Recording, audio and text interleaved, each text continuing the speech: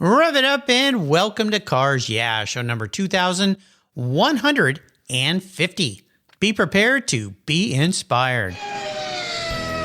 This is Cars Yeah, where you'll enjoy interviews with inspiring automotive enthusiasts. Mark Green is here to provide you with a fuel injection of automotive inspiration. So get in, sit down, buckle up, and get ready for a wild ride here on Cars Yeah.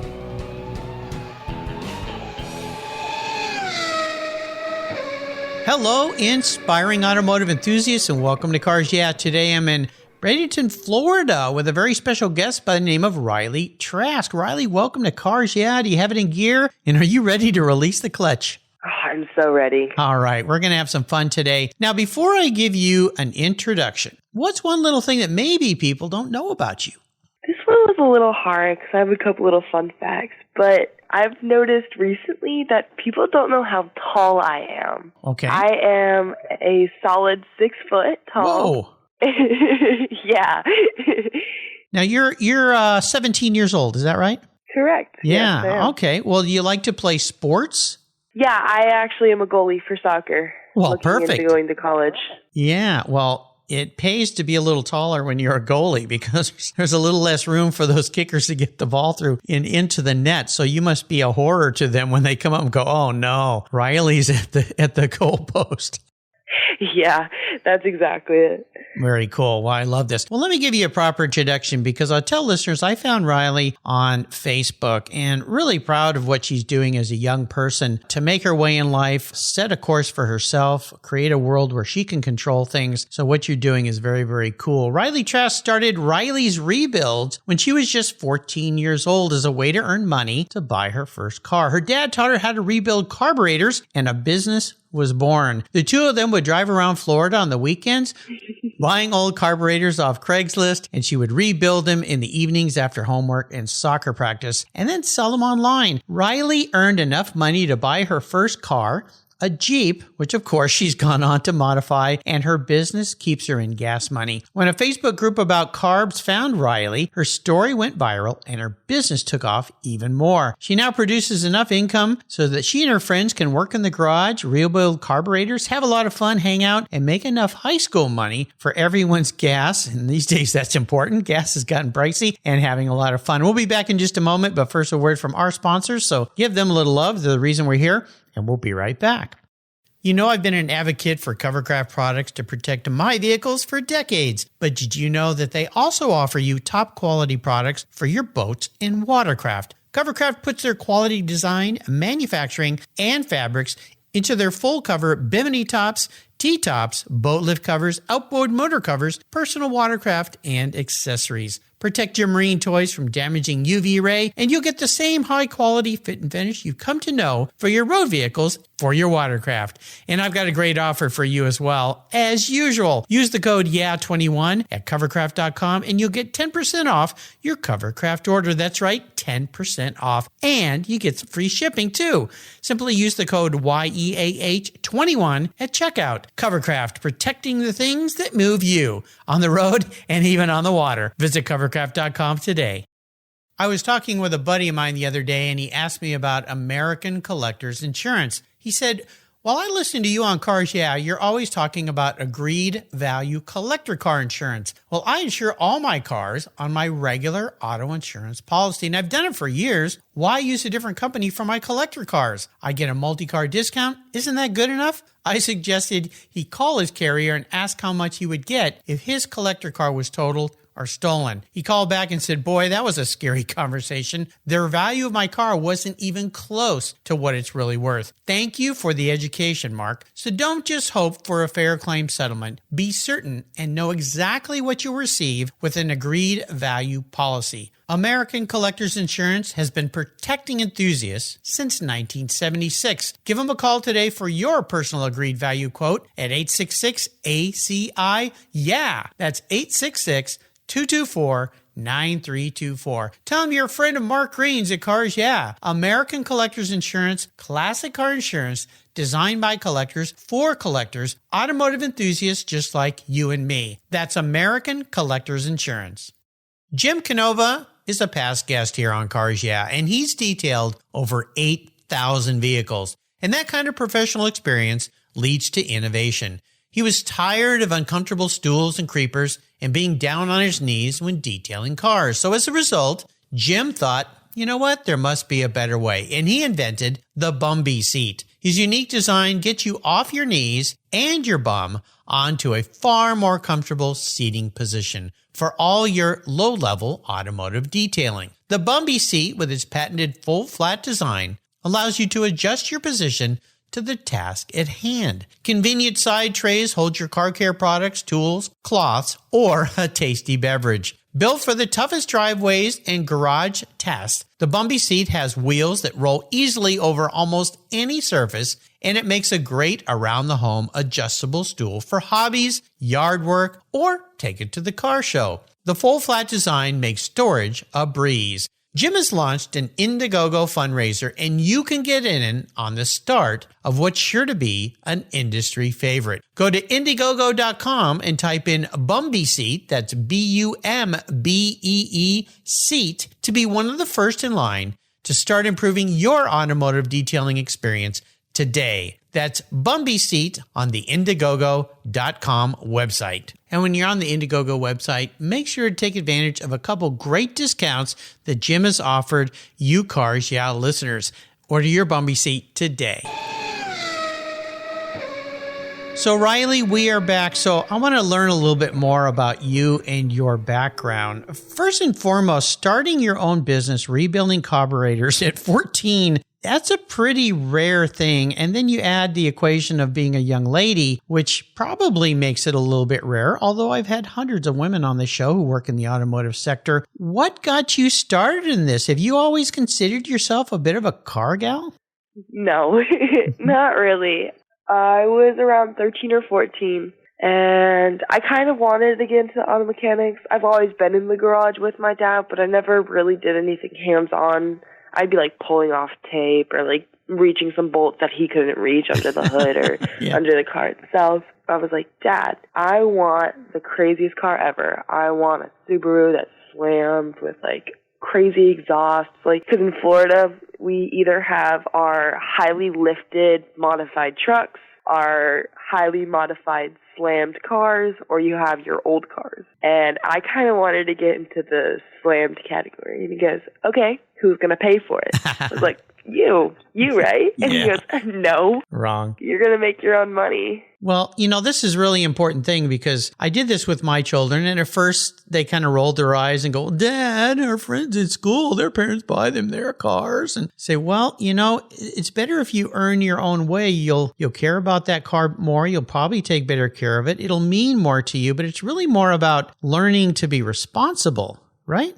Yeah, I think it was probably one of the best decisions he forced me into. And so he made me a deal that he'd match the money I made. And I was like, okay, I'm going to go get a local job. So I went to go get like flyers and forms, brought them to him to sign. And he said, you're not getting a local job that pays $14 an hour. You're going to go in the garage and get a side hustle.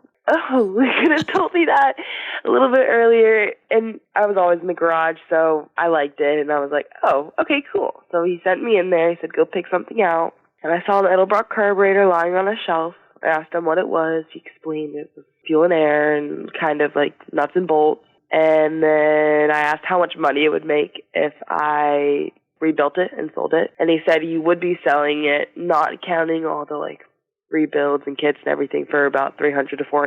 And I was like, oh yeah, that's it. That'll make me my money early and quickly. Yeah, sign me up. Again, your dad is a smart man, and he's teaching you so many things. At the time, I know it probably felt like, well, how come, you're not going to make it easy? But let me ask you this. As you've gotten into this business, you've been doing it a few years now. What are some of the really important things you've learned about the whole process? Don't use drills on the tiny screws. I've broken so many idle screws and like sent them through the carburetor itself, and that means we have to scrap the entire carburetor. Oh, yeah. I did it the other day, and it was actually one of the eBay carburetors where somebody sent us their carburetor and we were going to clean it and send it back. Uh-oh. And we had to completely replace it. Yeah. And thankfully the guy was super sweet about it. Like, we obviously get the jerks who are like, no, I want my money back plus an extra carburetor, and like kind of like, yes, it's my fault, but there's always the business and the customer work compromise. But he was so sweet about it. Like, I can get it to you tomorrow. I'll just get a 720 or 750 and put a choke on it. And he was like, yeah, that works. That works for me.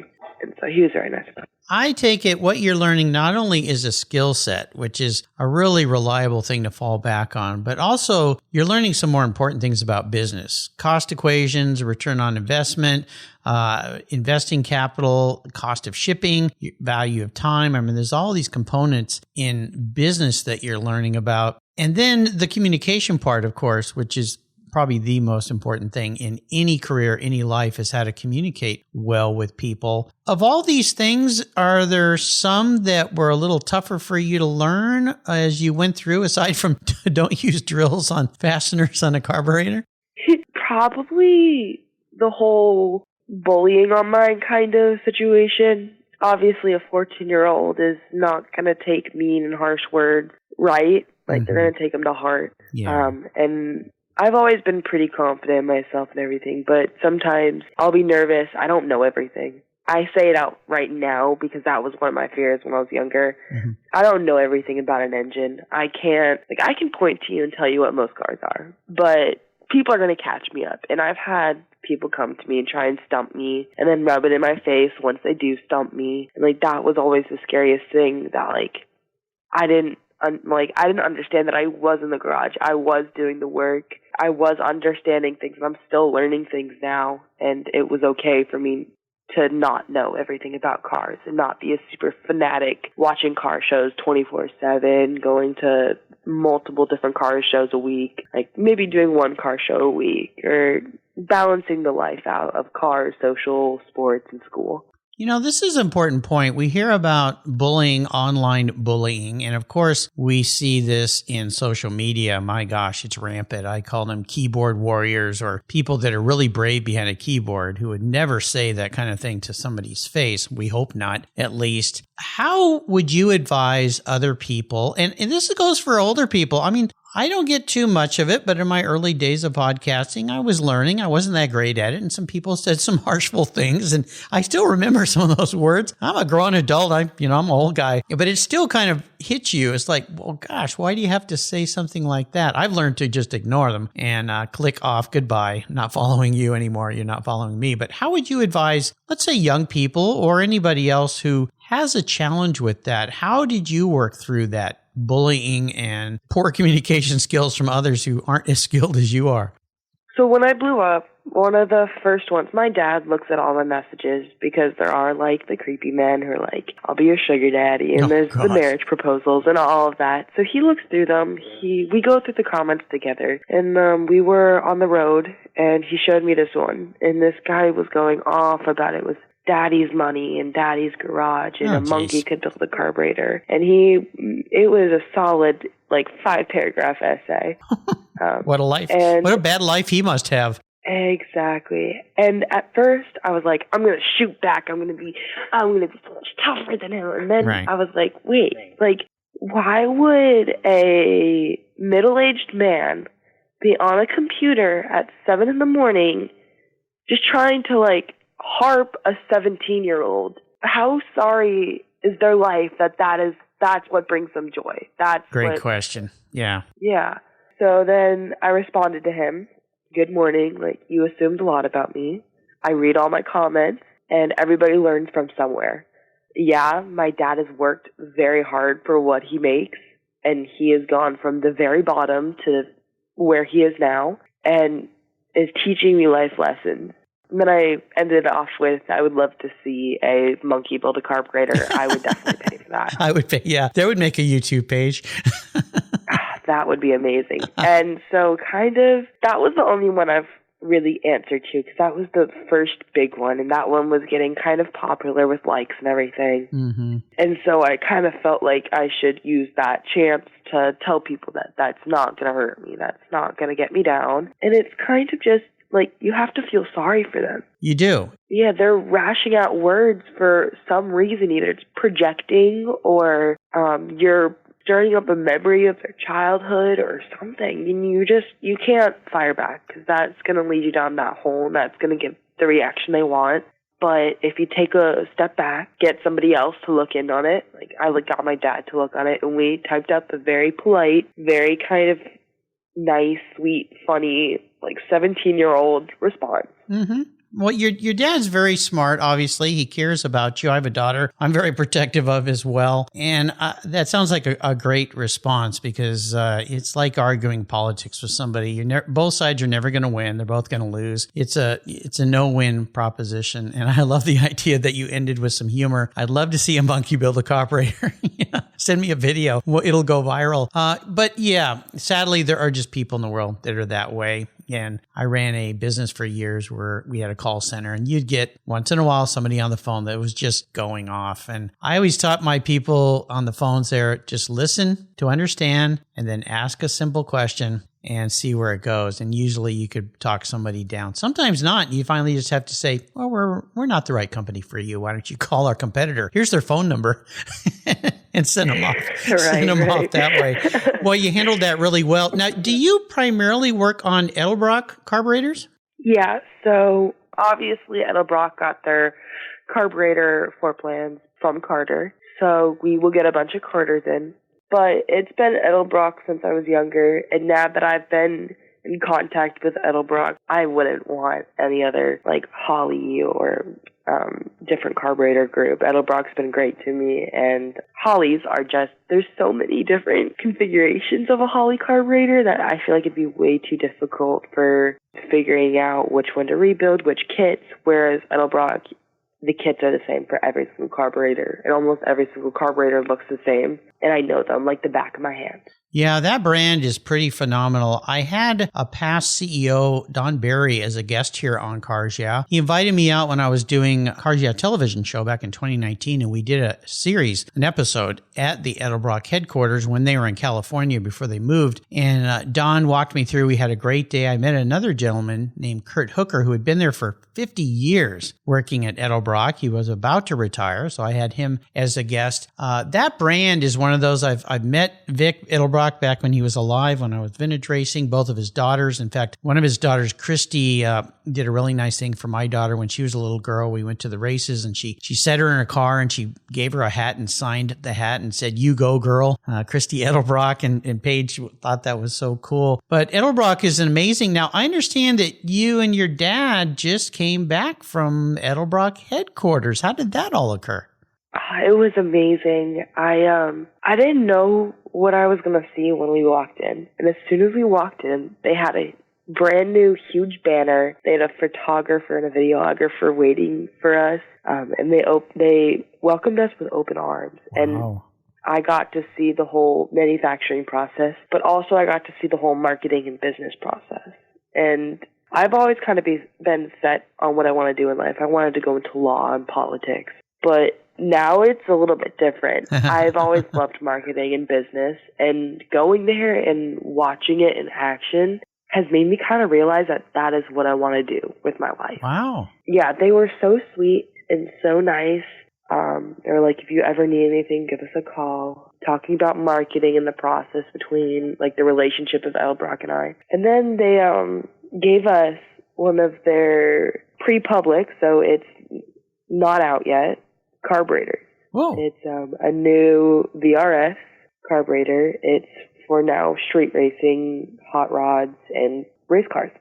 Wow, how cool is that? Well, yeah. You know, this is really fun. And again, it's a testament to Edelbrock, a company that's been around for so long, that they embrace new people. I mean, they see somebody obviously in you, not only an interest in their brand, but a potential employee perhaps down the road, unless you just continue to develop your own brand and business and you go down there and you do a collaboration with them. But that's pretty darn cool. Congratulations. That must have been fun.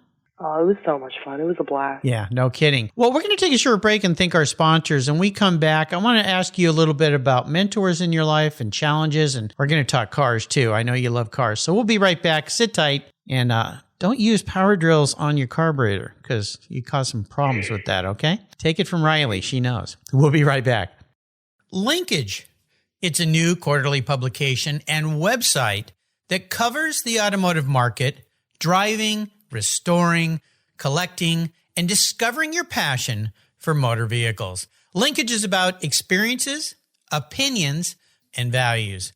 Linkage is an actual informed, reasoned opinion based on first-hand experiences. A talented linkage team covers the automotive world, the people who share your passion and mine, smart, considered, rational, and experienced opinions, ones you can learn from and grow. That includes our passion that drives auctions and the collector car market. So come with me and join us on this journey. And be sure to use the code CARSYEAH when you subscribe, and they'll give you $10 off. Boom! Linkage, geared for the automotive life. Subscribe today at linkagemag.com. You listeners know I've been into car care my entire life. I am so excited to team up with AutoGeek in 2022. AutoGeek.net has been a leading source of auto detailing products, accessories, and expert knowledge for more than 20 years. What started in 1997 as a mail-order catalog company has grown into a multi-website based e-commerce store that they are today. With a large online presence on its own website featuring close to 100 different brands, AutoGeek has grown to be the largest car care retailer in the country. AutoGeek's wholesale program serves accounts in over 30 countries, and its retail sector ships worldwide. Go to AutoGeek.net for the best product selection on the internet today and their stellar technical support. AutoGeek.net. It's where I go for all my detailing needs. That's AutoGeek.net. If your car started today, well, thank a tech. If that truck delivering your goods today got to your home or your business, thank a tech. If that airplane you rode in took off and landed safely, and if that boat you're riding in arrived at the dock safe and sound, that's right, thank a tech. One thing the pandemic has taught us is that great techs keep America rolling. They are essential workers and we need them. Support career and technical education by getting involved with TechForce Foundation. It's a Cars Yeah charity of choice. Learn more at techforce.org today. So I like to ask my guests about what I call driving inspirations, people who are mentors, influencers, people who've helped you move forward. You're a very young person, but still, no doubt you've run up against some people or a person in your life that's really helped you move forward. Who would that be? This is going to sound cliche, but that would probably be my dad. Of course. Yeah. I wasn't super big into the car community, so I could never, place a driver or somebody very specific. And my route is a little bit different, so I could never be that's who I want to be when I grow up.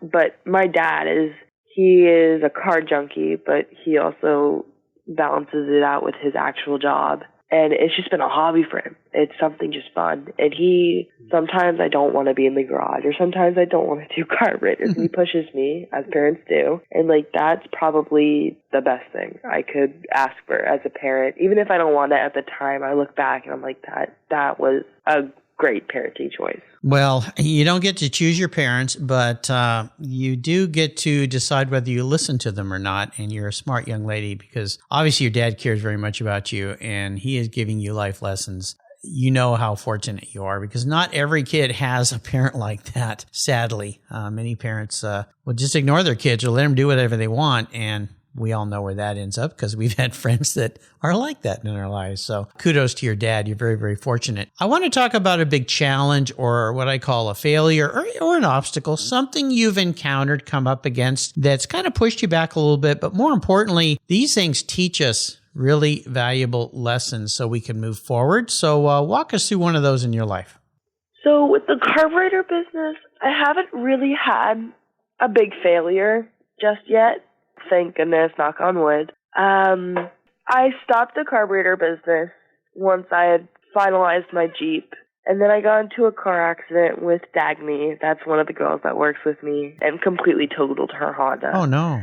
And I had to pay about 10 grand, and that's kind of what got us back into the carburetor business. But that one was a bit of a challenge because at the time, carburetors in Florida were not popping up on Facebook Marketplace or eBay as much, and it kind of grew like, I'm not going to be able to continue this business.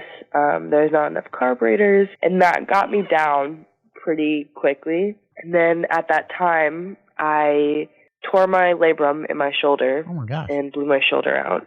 And so I was out of the garage for a bit.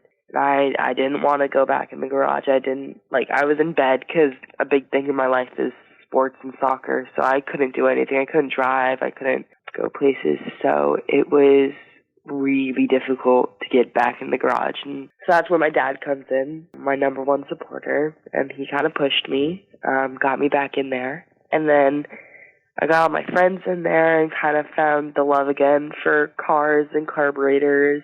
That's not really, I don't know, that isn't really something too bad or two step backs, but... I mean, serious stuff here. A car accident, which is frightening and scary, and then having to pay for the challenge there that was created. That's a big check to swallow, a big gulp to repair, and then hurting yourself physically. Well, thank goodness that didn't happen in the car accident, but interesting way to get you pushed back into the business. But it sounds like you found a way to re-energize the concept of the business by bringing your friends into the business. So are you hiring friends to help you build? You got employees now? Is that what I'm hearing?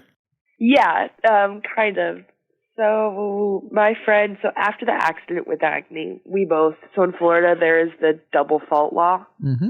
So it doesn't matter who hit who, you both have to pay. And so she was paying a bit, and I was obviously paying a lot. And she had a Subway job at the time, and her parents were like, we're going to take care of it, but we want you to pay us back, which is obviously like a good parenting choice. Like, you don't give out a couple grand to a child just because of a mistake. And she was freaking out a bit, and she's like, I need to get this money. I need to pay phone bills. I need to pay car bills. I was like, okay, why don't you just come into the garage? Like, I wasn't having a social life because I was in the garage so much.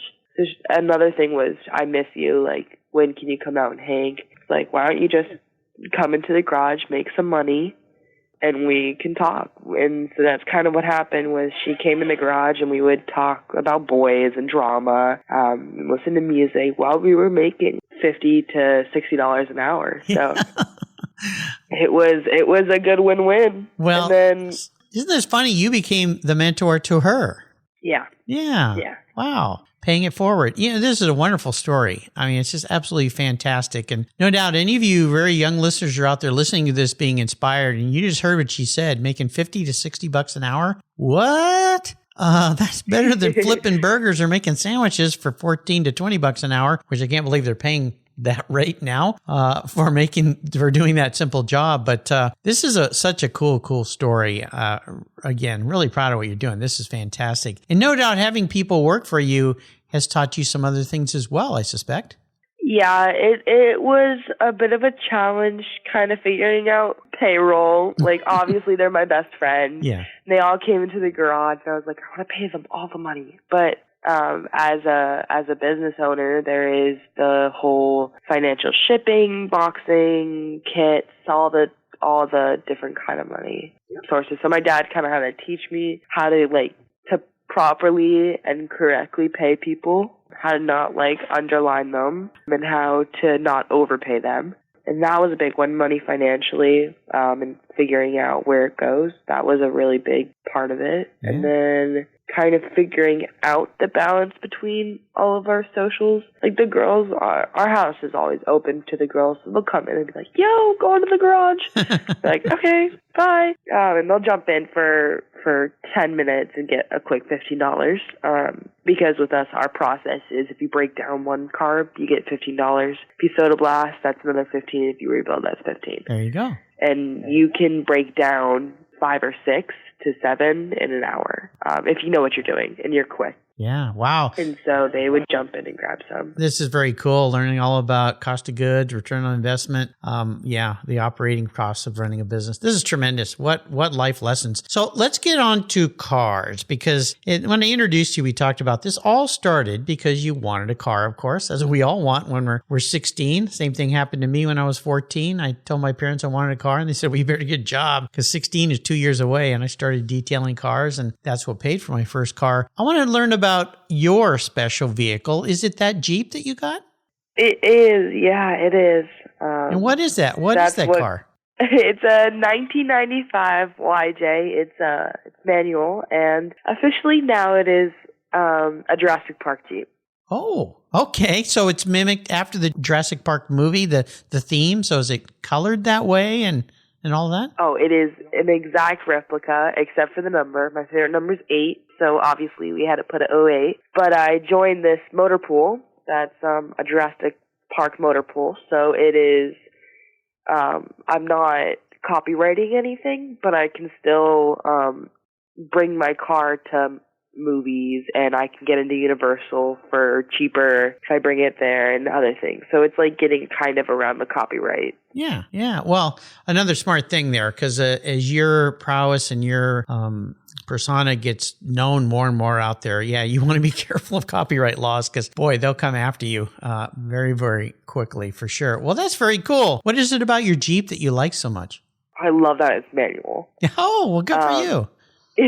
Yeah, I wasn't wanting a Jeep at the time. Like I said, I wanted like something quick and small, like slammed a Fox Subaru Body Mustang or something crazy. But my dad was, I don't want you texting and driving, so that's where the manual came in. If you wreck or flip, you need to be able to be safe and it not crumple like a newer car would. So when I got into the wreck with Dagny, I paid $10,000 because I completely totaled her car, but paid $0 for my car. It was completely okay. It's a solid tank, and so it's a great first car. It doesn't go above 80 miles per hour. Manual, doesn't have all the like weird technology stuff in it just yet. Distractions. Yeah, has a nice radio. Actually, I fried that, so we're getting a new radio. One of my favorite parts of it, though, is we have a soundboard and a sound system that does all the roars and all the Jurassic Park theme music. Oh, my gosh. And a couple of the quotes. That's cool. You're having some fun. Well, I did the same with both my children. I required that they learn how to drive a manual, and their first cars were manual cars. And in hindsight, they all have appreciated that. And they said, well, I'm the only person I know in my school that can drive a manual. Nobody else can drive. And I said, well, no one will steal your car because they can't drive away in it. Yeah, exactly. Yeah. And I primarily, as a parent, was for that reason that they had to focus on the driving and not the phone and the radio and all that other stuff that can distract you these days. So I'm going to be your car psychologist here, Riley. I'm going to get into your head just a little bit. This is a unique question. I bet no one's ever asked you. If you were reincarnated, pun intended, manifest as a car. Now, this is important that it's not what you want to be, because we all want to be some cool, sexy, sleek, neat sports car. This is more about me included, but it's more about how you perceive yourself as the young woman in the mirror, who you really are deep down inside. What would you be, but more importantly, why? Okay, I have a little bit of a funny one with this one. All right. You know those death trap, really tiny smart cars? Oh, yeah. I saw one on the freeway the other day. The two-seaters? I feel like that would be me. Okay. I feel like that's kind of... I look at those and I'm going, yeah, that's a spirit animal right there. That's a spirit car. Spirit car. Okay, now that's an interesting... No one ever used that term, spirit car. So why is the smart car a spirit car for Riley? I don't know. I kind of just thought of it as that. You don't see many of them. Right. I haven't seen one in a while. I would say I'm kind of crazy and rambunctious. Okay. So that kind of interlocks with the death trap aspect of that car. And it's kind of cute and fun, different, I guess. Yeah, unique and different. Okay, that makes sense. I think you answered that the right way. Yeah, I saw one on the freeway the other day, and I just looked at that thing. I've seen them ever since they came out. But I went, why would you want to drive that on a freeway? Because a semi-truck was going by. And I'm like, that truck would run over you and not even know it hit you. Yeah, crazy, scary car, but fun little deal. I mean, I've never driven one, but I think it'd be fun to drive. I just don't think I'd want to be on a freeway with a bunch of fast-moving big vehicles. So, Nice way you handled that one. Very well done. That can trip some people up. Now, I typically ask people how they like to give back and help others. You've pretty much answered that by inviting your friends over, offering them an opportunity to set their own course, employing them in a respect, giving them the opportunity to make their own money. And that is, you can't do anything better than that, is help people set their own course. So I want to jump ahead to great books. Is there a great book you've read? And this will be interesting from a young person's perspective of what's out there today to read. I mean, do you enjoy reading? And if so, is there a book you'd like to share? Yeah, I am a fanatic reader. Awesome. I have an entire library in my bedroom. Love it. A lot of it is fantasy, sci-fi, kind of those kind of books. One of, the go-to books I say is Shadow. Again, it's a fantasy. It takes place in a kingdom with knights and all that, and it's about a woman who wants to take over the kingdom. And why am I not surprised? So super empowering, feminist kind of book, with the whole fantasy switch up. Obviously, there's romance, comedy. Yeah. It's just kind of been one of those go-to books that I say when people ask me that question, because it has been my favorite. I tell you, reading, my wife is avid. I mean, she consumes books. Both my children do the same. And boy, that's why they're so darn smart. Way smarter than me, that's for sure. So good thing to be reading. So I'm going to have some fun today. We're going to enable you to I'm going to provide you any car in the world. I'm going to buy any car in the world, park it in your driveway. You can go on a nice long drive and you can take anybody with you, even somebody from the past, or in this case, maybe based on the book, fantasy character to enjoy the ride with. So what does the ultimate drive look like for Riley? All right. So I would want to grab Ellen from the Ellen Show. Okay. And I would want to take her. I think I would stick with my car. Oh, okay. I would probably take her mudding. Mudding. Rock climbing, mudding, full on, messy everywhere, in the hair, on the clothes. Yeah. And yeah, I feel like that would probably be a really fun time. Sounds like it. Very interesting. Well, I appreciate you not requiring me to buy you a car. That's awful nice of you, because some of the cars people ask for are very, very expensive. But that's a unique answer for sure. But I'm not surprised, having gotten to know you a little bit better here today, Riley. You've taken us on a fun ride, and I can't tell you how proud I am of the young person that you are and what you're doing with your life. You're a great role model for so many people in the world, specifically young people who think that, I can't do something like that. Well, know what? You can. Riley did it. You can do it too, and she's showing you the way. Before I let you go, could you share maybe some words of inspiration, a success quote, or a mantra that might inspire others listening today? Yeah, I would probably say that old cars aren't scary to rebuild, and that the younger generation should definitely look into getting into them. They're way easier to work than new cars are, way cheaper, and way cooler. Yeah, absolutely. Very well said. How can people learn more about Riley's Rebuilds?